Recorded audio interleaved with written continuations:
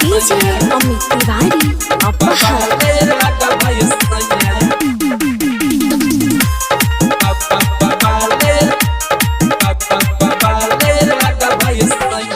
powder Crimea लगाई ले लो अखिया में गजरा सजाई ले लो पाउडर क्रीमिया लगाई ले लो अखिया में गजरा सजाई ले लो अस चमकी न रूप के ललोइया हई सोटल हिपिया कहिया से बाबा हले लगबई सैया हई सोटल हिपिया कहिया से बाबा ले लगबई सैया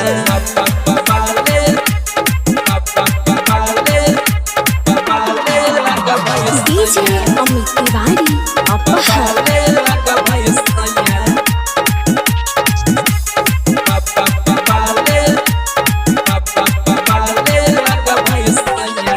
चमके लगबो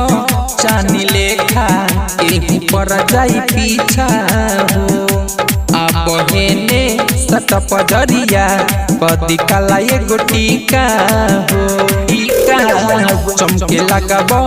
चानी लेखा एही पर जाई पीछा हो अब हेने सटप जरिया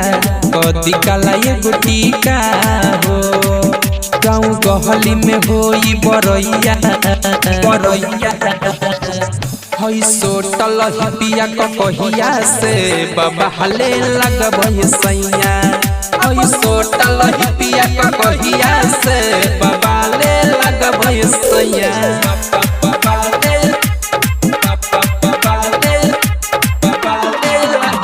DJ Amit Tiwari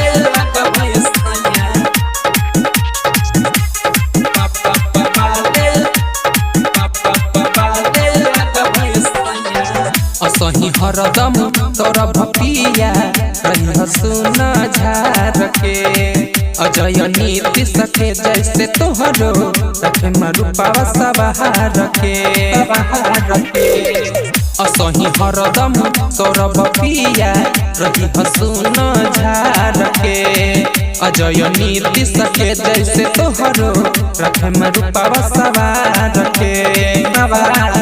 जाई देखिला जाई पर छैया